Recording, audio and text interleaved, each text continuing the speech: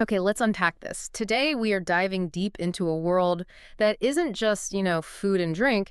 It's really about elevating experiences, connecting people, Hmm. and weaving together all these layers of history, science, and art.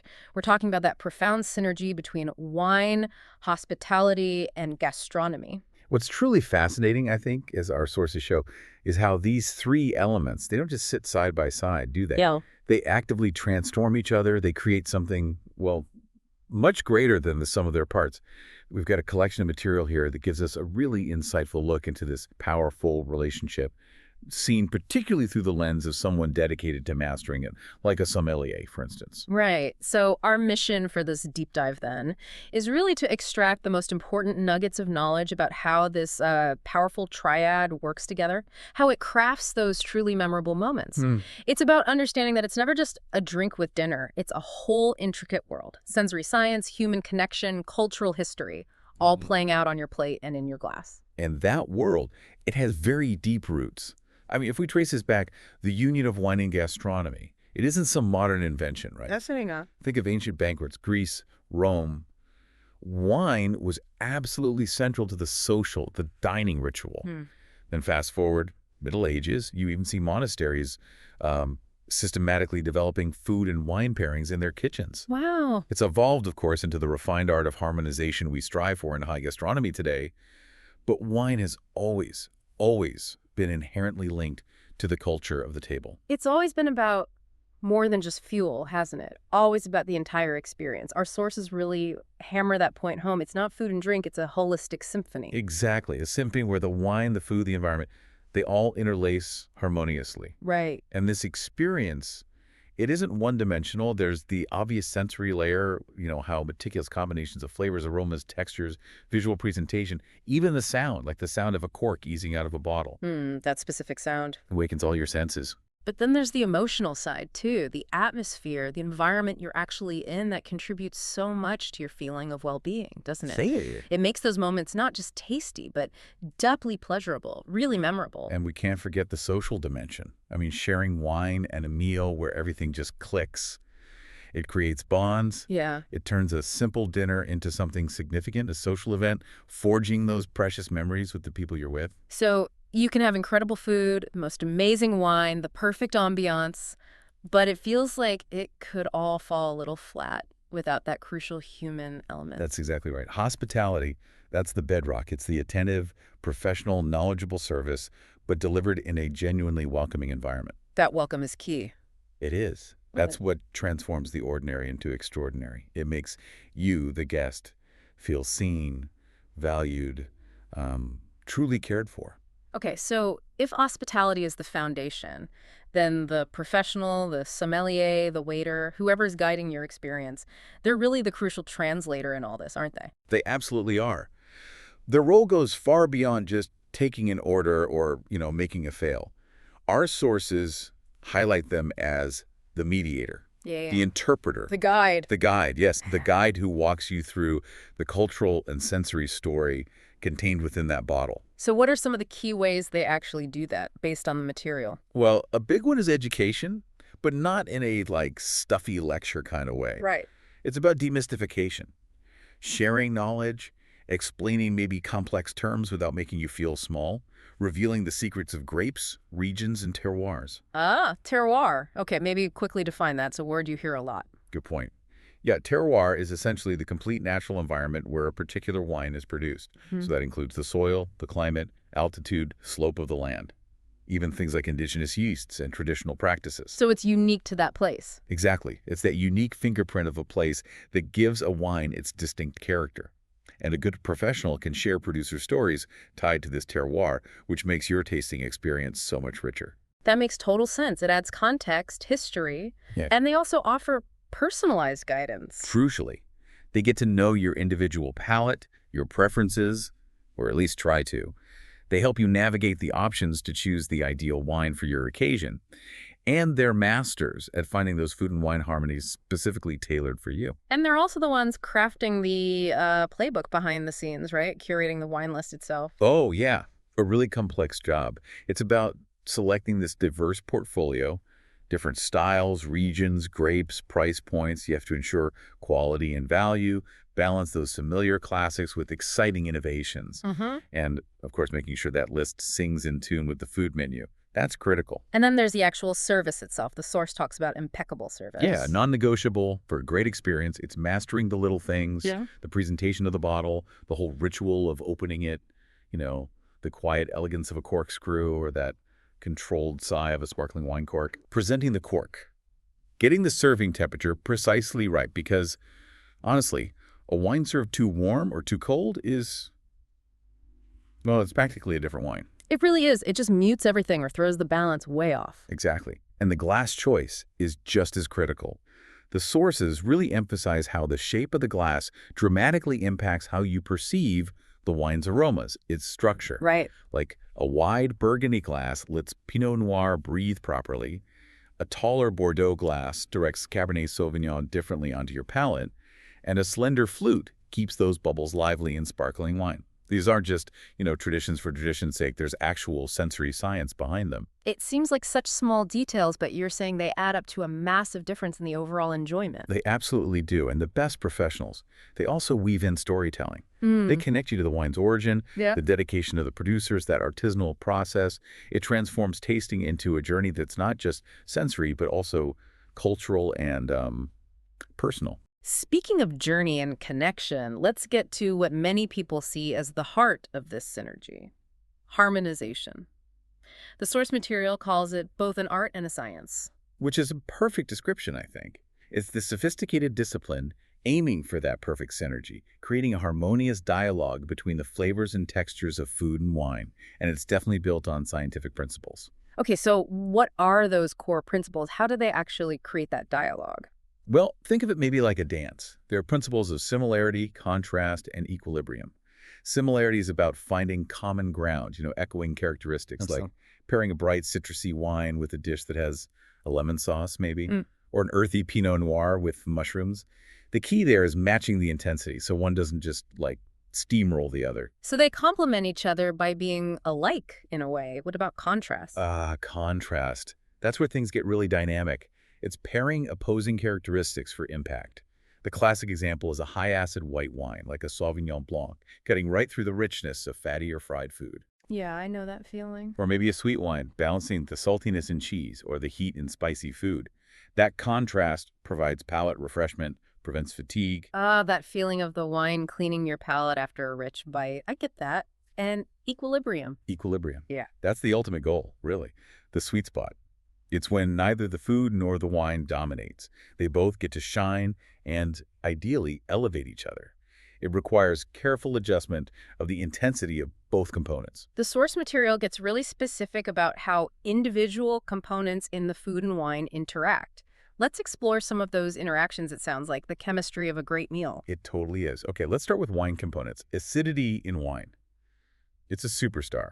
It's brilliant at cutting through richness and fat. The creamy sauces, fried food, fatty meats. Right. It actually cleans your palate. Yeah. And it also complements dishes that are themselves acidic. Wines high in acidity, you're looking at Sauvignon Blanc, Riesling, maybe Vinho Verde. And tannin, that sort of structural, sometimes drying feeling you get mostly in red wines. Right. Tannins. They bind to protein and fat in food, which kind of amazingly softens the wine itself, makes it seem smoother. Oh, interesting. Yeah. That's why tannic reds like Cabernet Sauvignon or Syrah are fantastic with grilled or roasted red meats. But be warned, aggressive tannins can feel harsh or even metallic with spicy or very delicate foods. Okay. Sweetness in wine seems simple, but I guess it has a big impact on the pairing.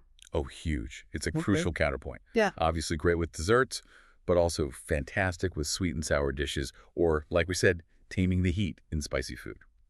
The golden rule here: the wine's sweetness should always match or, ideally, exceed the food's sweetness. Why is that? Because if the food is sweeter, a dry wine can taste bitter, sharp, even metallic. It's not pleasant. Gotcha. What about the body of the wine, the weight? The body, yeah, that weight and richness you feel in your mouth, Sure. generally should match the intensity or richness of the food.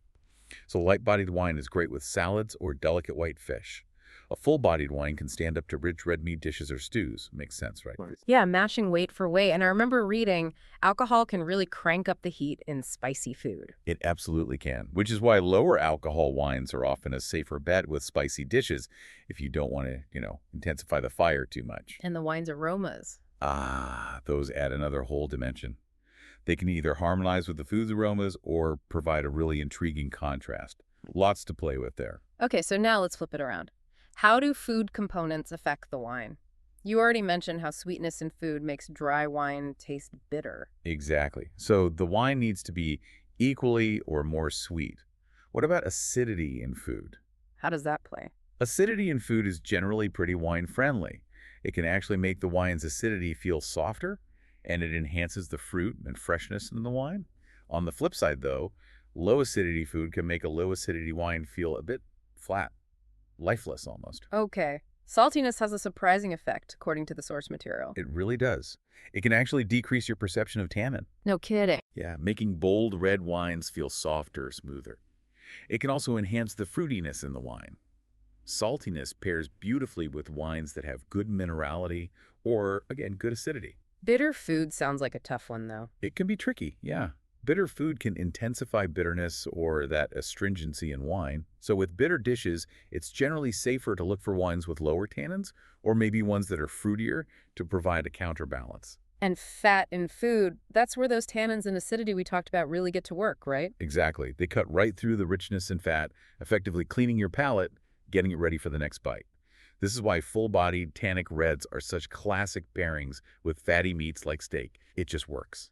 Spicy food, as we said, gets hotter with alcohol. Yes, so sweet or high-acid wines can sometimes soften the heat a bit, while lower alcohol options are generally the safest choice if you want to avoid an inferno on your palate. And finally, umami.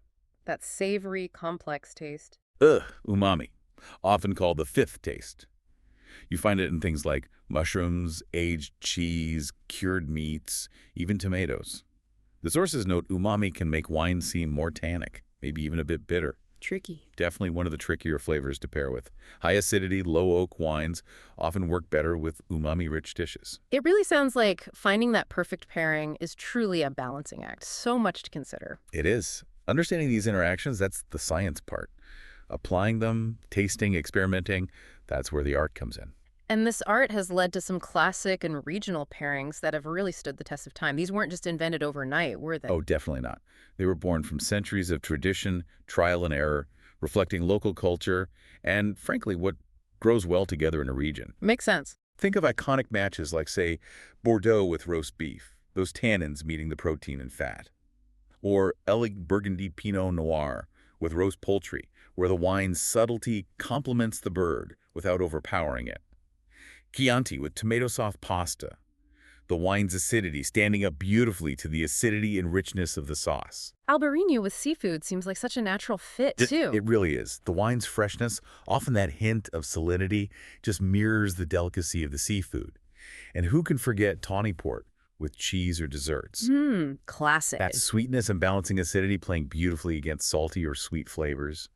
Or champagne with oysters, the bubbles, the acidity cutting through the salinity and creamy texture. These are pairings that just work because they've been refined over generations. But it's not just about the classics, right? The sources also talk about pushing boundaries, getting creative with pairings. Exactly. While the classics are reliable, experimentation is absolutely key. One technique mentioned is the bridge ingredient, finding a flavor component that's present in both the wine and the food to create this harmonious link. Oh, interesting. Like what? Like pairing a wine that has subtle cherry notes with a dish that actually incorporates cherries. It creates a nice echo. And cultural fusion pairings, mixing wines from one place with food from another? Yes, absolutely. Ultimately, the sources really emphasize trusting your own palate. The best pairing is the one you find most delicious and compelling. There are guidelines, but not strict rules. So wine's role isn't just limited to being an accompaniment then? It's a player in the gastronomic experience in multiple ways. Oh, definitely. It has multifaceted roles. Yes, it's the perfect accompaniment through careful harmonization. But it also features as an ingredient itself, adding depth and complexity to sauces, marinades, or even desserts. Like a red wine reduction for steak. Exactly. Or white wine adding complexity to a fish sauce. It brings its own character into the dish. And it can even be the seed of inspiration for an entirely new dish, can it? Absolutely. A chef might taste a wine, pick up on certain aromatic notes, let's say raspberry or leather or something, and those characteristics could inspire them to create a dish that specifically highlights or complements those flavors. Wow. This creative collaboration between chef and sommelier is perhaps best showcased in those elaborate tasting menus with wine pairings. That sounds like an incredible amount of coordination required. It's a highly collaborative art form for sure. It requires the chef and sommelier working absolutely hand in hand, meticulously matching each course with a specific wine to ensure they elevate one another. It creates a seamless, evolving sensory experience across the entire meal. A journey. Totally. It's all about that dance of interactions and maintaining perfect balance throughout. And this connection to place seems particularly important when we talk about local products and regional wine pairings. It's such a powerful way to enhance the experience. Hmm. Focusing on local, it celebrates identity, history, terroir, that whole farm-to-table or local-to-local idea. Right. It supports sustainability, which is huge. And it offers an authentically rooted experience that really tells the story of a specific place through its food and wine. And that focus on story and local connection is actually a perfect bridge to discussing hospitality specifically in the world of wine. Enotourism. Ah, yes, enotourism. Yeah. It's the ultimate immersive experience, isn't it? It's an intentional way to integrate wine, hospitality, and local culture by connecting visitors directly to the origin, To the source. to the source, Yeah. to the producers, the regional way of life. It's gastronomy, Yeah. everything. It's definitely evolved beyond just, a quick cellar visit and a splash of wine in a plastic cup. Oh, much, much more. Creating truly memorable winery experiences today involves guided visits that go beyond the technical stuff. Yeah. Yes, you walk the vineyards, explore the cellars, but it's also about sharing the family's history, their philosophy, the challenges they face. The human side. The human side. It's the art of tasting, led by passionate sommeliers who can really bring the wine to life for you. It's maybe participating in the cycle harvest festivals or joining in other events like concerts or special dinners right there amongst the vines. The source has listed such a variety of activities, really making it a full destination experience. Totally. Things like vineyard walks or even bike rides, picnicking amongst the vines, culinary classes focused specifically on pairing regional dishes with the local wines. Fun. Blending sessions where you get to play winemaker for a day, maybe luxury accommodation like boutique hotels or guest houses right on the property, even unique offers like spas using grape-based products, vinotherapy, or pools overlooking the vineyards. It's about crafting a complete getaway, really, centered around wine. Exactly. And the narrative, the history of the place and the people, that's absolutely key to building an emotional connection with the visitor. And the local food pairing element is essential. Too many top wineries now have fantastic restaurants, specializing in regional dishes, perfectly matched with their wines. It offers the purest taste of that place. And this kind of integration, it has tangible benefits too, right? Beyond just a nice day out. Oh, significant benefits. Economically, it brings revenue directly to wineries and also supports surrounding local businesses, creates jobs. And culturally, it plays a vital role in preserving viticultural heritage, local crafts, and strengthening that regional identity. So all of these elements, from ancient history to modern inner tourism, they really point towards one core idea. Yeah. Intentionally building truly memorable experiences. Our source material really focuses on personalization and attention to detail here. Yeah, these are pretty much non-negotiable in today's competitive world. Knowing your guests' preferences, anticipating their needs sometimes before they even ask, offering service that feels truly tailored, even small gestures, like a personalized recommendation based on something you mentioned earlier in conversation, these build lasting emotional bonds. And it's fascinating how technology is presented, not as replacing the human touch, but as a tool to actually enhance it. That's such a critical point. Yeah. Technology isn't the experience itself, it serves the experience. Think of interactive digital menus. They don't just list wines, they might offer tasting notes, specific pairing suggestions for that dish you're looking at. Oh. Or even the story of the winery accessible right there, maybe via a QR code. Giving you access to all that knowledge instantly if you want it. Right. Apps and QR codes can let you dive deeper into producer philosophies or terroir details if you're curious. Online booking obviously adds convenience. You even see more advanced stuff like AR or VR, offering immersive virtual tours for people who can't visit in person. Wow. And Using data, ethically of course, can help personalize recommendations based on your past choices. Yeah. It's all about using tech to make the human interaction more informed, more tailored, not less. The physical environment also plays a massive role in making you feel welcome, doesn't it? Absolutely. Creating truly welcoming spaces. The lighting, the decor, does it express the establishment's identity? Yeah. The music, comfortable furniture, it all contributes to the overall atmosphere and how you feel in that space. Yeah. And spaces designed for interaction, maybe community tables or areas with stunning vineyard views, they can foster a real sense of connection among guests too. And none of this magic happens without the people making it happen. Training integrated teams must be absolutely vital. Oh, essential for delivering excellence. Knowledge needs to flow seamlessly between everyone: sommeliers, chefs, service staff, cellar staff. Fluid communication, a shared passion for what they do, genuine hospitality, and impeccable service from every single person you interact with. That's the bedrock. And listening, really listening to the people you're trying to create the experience for. Exactly. Client feedback is your most valuable compass, right? For continuous improvement, actively collecting it, truly listening to what people are saying, the good and the bad, and using that feedback to refine service, tweak the wine list, evolve the menu. That's fundamental to staying relevant and excellent. So taking all this knowledge, who is actually doing this integration of wine, hospitality, and gastronomy with real excellence right now, drawing from our sources? Well, the sources point to places like Michelin-starred restaurants, where that deep collaboration between sommelier and chef and the meticulous attention to every single detail are just paramount. Right. Restaurants with award-winning wine programs may be boasting incredibly deep lists and expert sommeliers who specialize in that personalized pairing service. Hmm? And luxury hotels that really weave high gastronomy and wine throughout the guest's entire stay, offering curated tastings, workshops, or exclusive winery visits as part of the package. And on the eno-tourism side, which wineries are really pushing the boundaries of the visitor experience? You see wineries with high gastronomy restaurants right on site, where the chefs design menus specifically to match the wines, often using ingredients grown right there on the property or very locally, usually with incredible views. Nice. Wineries offering luxury lodging, think boutique hotels or villas nestled within the vineyards, often paired with exclusive activities like private barrel tastings or maybe even the chance to participate in the harvest. That sounds amazing. And wineries that offer that broad spectrum of activities we talked about, vineyard and cellar tours that are more than just walks, blending sessions, cooking classes focused on pairing, bike tours, or hosting cultural events, really creating a destination. So what are the big takeaways then, the lessons learned from these success stories? The sources highlight several key factors, I think. One is synergistic collaboration between all the players, the sommeliers, chefs, producers, service staff. It's never just one person's show. Team effort. Big time. Passion is essential, obviously, but it must be coupled with deep knowledge. Meticulous attention to every single detail. The right glass, the perfect temperature, flawless presentation, creating the right atmosphere. Personalization, making the experience feel tailor-made for you. And crucially, the power of narrative and storytelling to humanize the experience and forge that real emotional connection.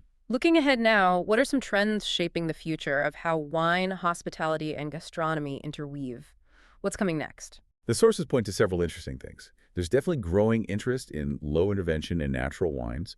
That requires even deeper knowledge for pairing, but it connects strongly to ideas of authenticity and history. Okay.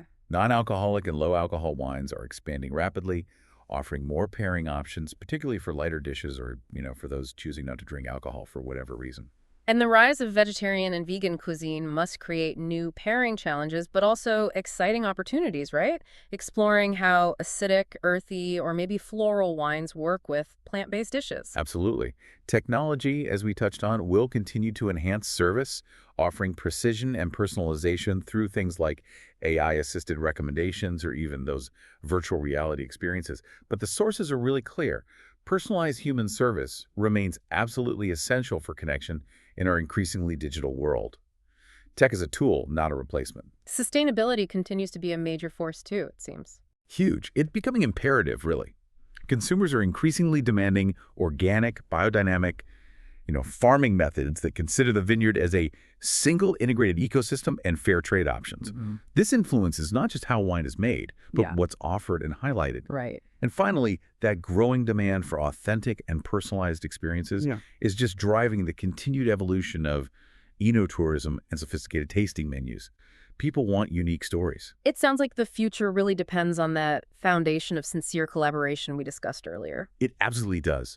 The future of elevating wine, hospitality, and gastronomy relies on genuine, open collaboration between producers, sommeliers, chefs, hospitality professionals, enotourism guides, everyone involved. It's that shared vision and synergy that will continue to create, well, magic. Well, we've taken quite a journey in this deep dive, haven't we? We've explored the ancient roots of this beautiful connection, delved into the science and the art of harmonization, Yeah. looked at the absolutely crucial role of service and the professional guide, traveled through the immersive world of enotourism, and even peeked into the exciting future possibilities where wine, hospitality, and gastronomy continue to interweave in new and interesting ways. And the core takeaway, I think, really, is that this integration isn't merely about combining elements. It's a conscious act. It's about elevating moments, engaging all your senses, and crafting lasting, meaningful memories for people. It's truly an art form built on deep knowledge, genuine passion, and authentic human connection. Definitely. We've seen how intentional detail, deep understanding of components, and that genuine synergy create such profound experiences when you're out dining or visiting a winery. It makes you think, doesn't it? How might applying this same mindset, looking for harmony, understanding the elements you're working with, focusing on the human connection, even when using tools like technology, how might that enhance the everyday experiences you create, whether you're cooking a meal at home, hosting friends for dinner, or maybe just choosing a bottle of wine for yourself? What conscious details can you orchestrate to make that moment for yourself or for others truly memorable?